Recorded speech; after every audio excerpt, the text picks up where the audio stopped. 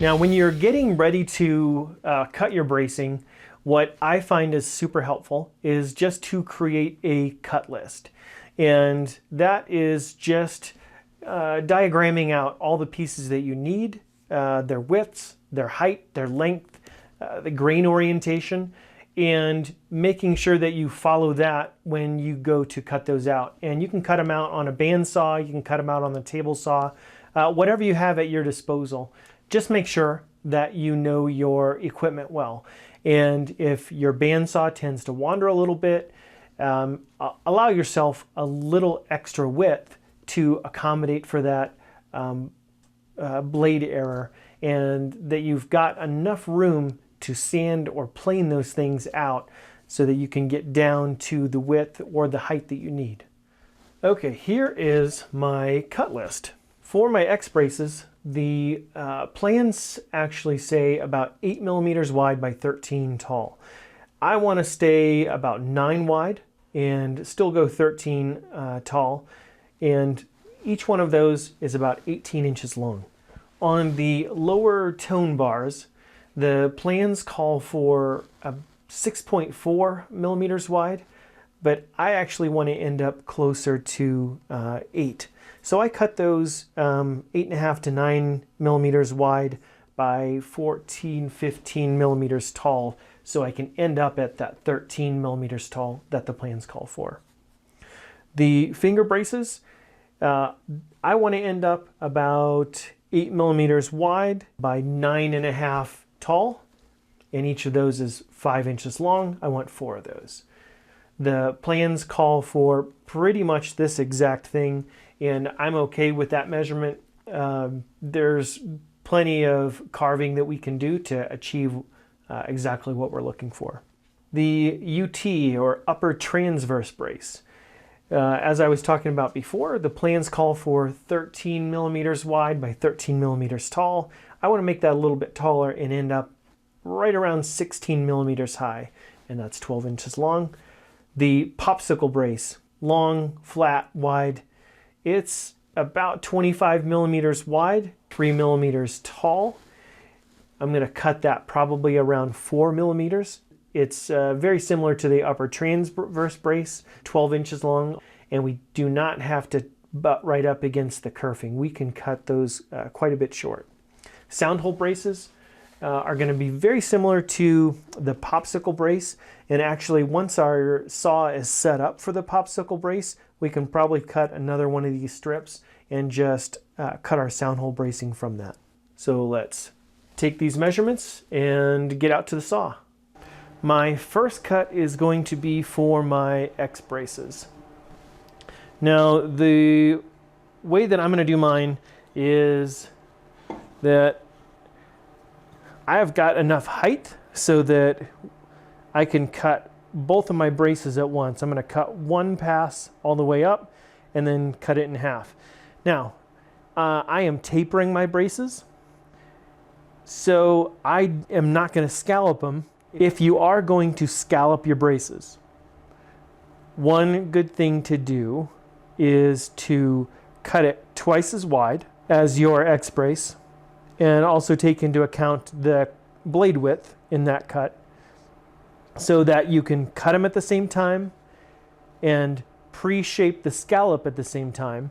And that way when they go together, you will have really good symmetry one side or the other of your X brace. I'm not going to do that, so I am happy just cutting a full height on mine and then ripping that in half and using that for my X braces. So I'm going to set up my saw to do that. If you remember, what we had talked about is that the plans say 8 millimeters on the X brace, but I actually want to go 9. Some plans have said about 9.5 millimeters on the X braces, but like I said, I'm going to go 9. I actually want to cut about 9.5 or 10. I want to leave enough meat on that brace so that I can clean up any saw marks, any oddities, get it sanded up nicely. So I'm going to set this blade up for 10 millimeters. Get my height correct. Make sure when you're doing this that you're using push sticks, you're using safety glasses. Just be very careful when you're doing this, no matter what piece of equipment you're on.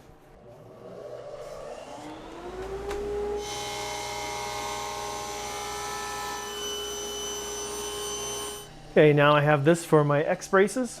I'm going to set that aside and get ready to take the next pass for my tone bars. Now the tone bars, I want to end up at about 8. So I'm going to drop this back to about 9 millimeters.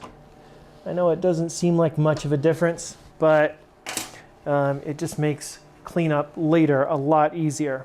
All right, so these two tone bars are going to be also be the same orientation on the grain. I'm going to cut those this way. That'll get me 2 tone bars out of that.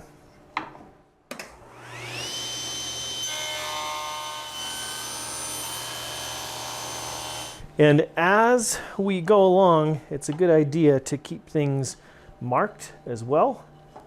So X braces, tone bars. Depending on how this shakes out, I'm going to get 1 tone bar here, another one here, and they're about 12 inches. And that means that out of the end of this, I'm likely going to be able to get at least a couple of finger braces. But I am going to cut one more this same width so I can make sure I get all my finger braces out of this as well.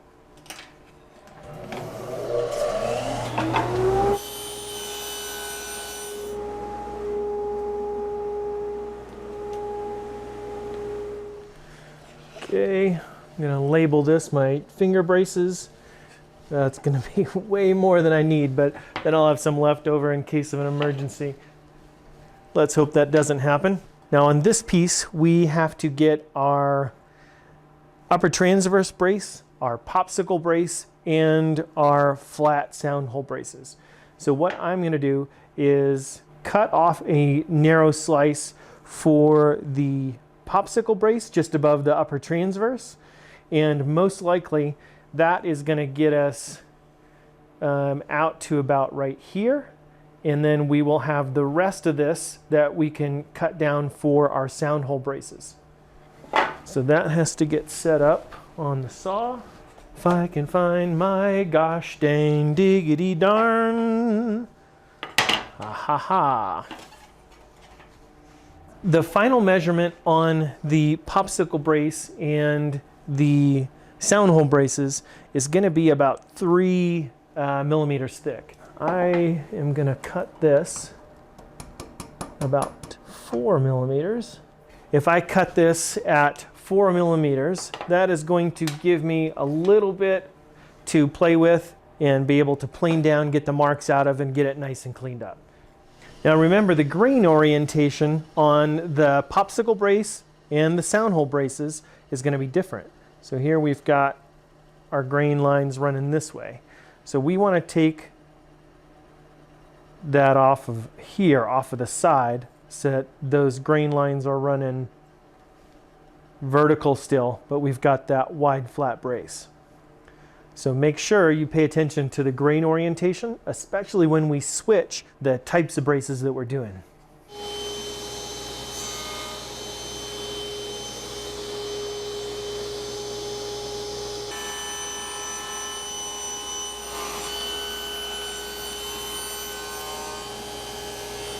Okay, now I am going to set this up for the upper transverse brace. I took some material off of this. I'm going to drop my blade a little bit.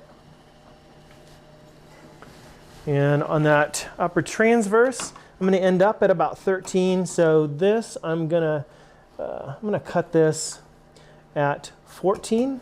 Since I know my saw right now is cutting very well. It's not leaving a lot of marks. It's cutting very straight. I do not need that much to take off, but I'll leave the width at 14. That will complete the rough cutting on our braces, and then we'll come back and we'll do some ripping and dimensioning the heights on those.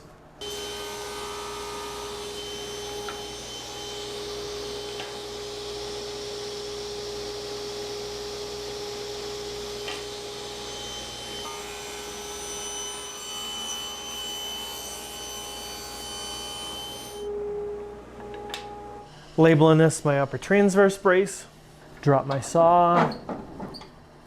Now this, I want to end up with the upper transverse at 16, which means that I need to give myself 0.5 millimeter, 1 millimeter at the most. So I'm going to cut this at 17.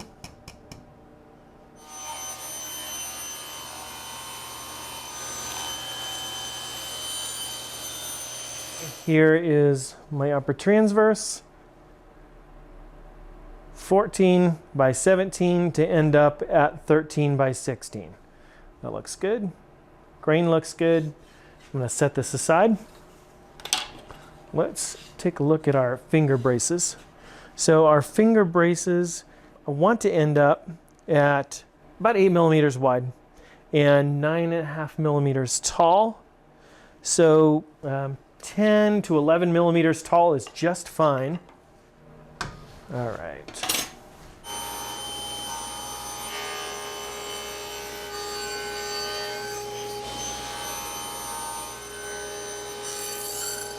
Next are the tone bars. So the tone bars are both going to come out of this, and they are going to be, let's see, the plans call for 13 on the tone bars, but I want to get mine a little bit taller to make sure that when I start shaping those into a peak, that I've got a little bit of room to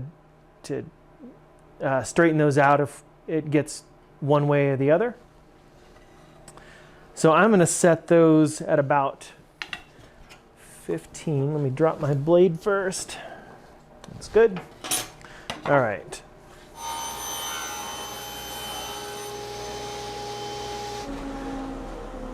Now the offcut piece that just came off of the end of the tone bar there, it's actually set up exactly right for my sound hole bracing. So I'm just going to leave it at this and use this for my sound hole braces rather than cut those off of this popsicle stick.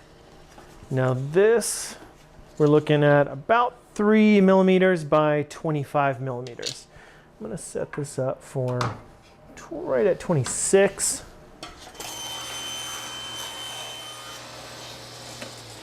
And actually I got an identical cut off of this that I could use for the sound hole too. So it kind of doesn't even matter. Just keep track of them all, label.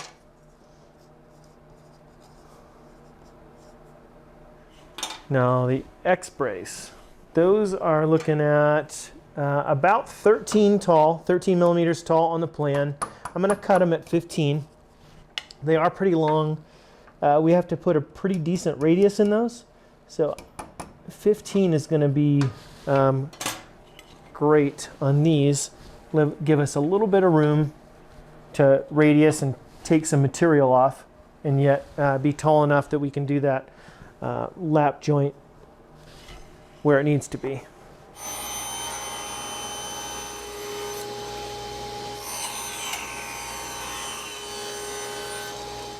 Here are all of my braces. Heights and widths are all set, taken care of.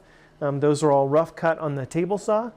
And so I'll take these back and we can cut them to length on the small bandsaw. And then we'll do some radiusing and pre-shape the ends. But before we get to that, let's mark our top for the braces, cut out the sound hole, and rough cut the shape of the guitar in the top. We'll see you in the next video.